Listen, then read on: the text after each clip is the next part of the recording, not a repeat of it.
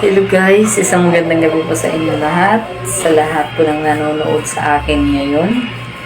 Guys, tayo po ay magluluto ng scrambled egg. And guys, lalagyan na po natin ng mantika. Okay guys, syempre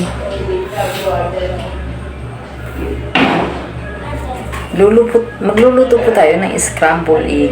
Siyempre, yun ang aking ulam. Ulam ni Rosel TV.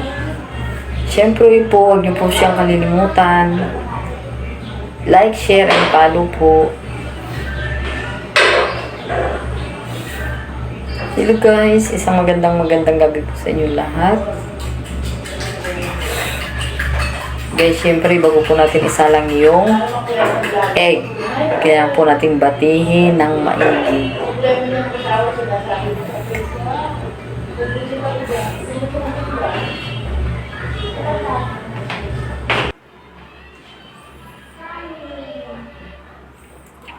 Siyempre guys, pag mainit na yung mantika, ilalagay na po natin yung sibuyas.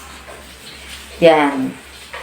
Sibuyas po una natin ilalagay, at pagkatapos po ng sibuyas, ilalagay na rin natin po ang kamatis.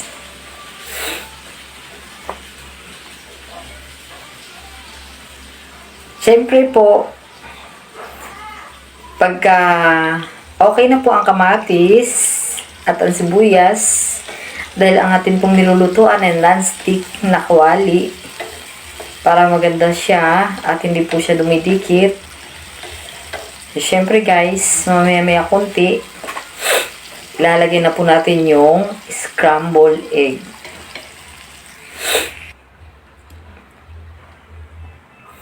And guys, nailagay na po natin ang scrambled egg.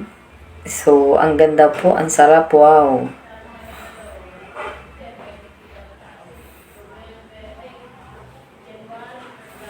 At syempre guys, atin pong baliktarin ang scrambled egg. Tapos mamaya-maya po ng konti ay atin na pong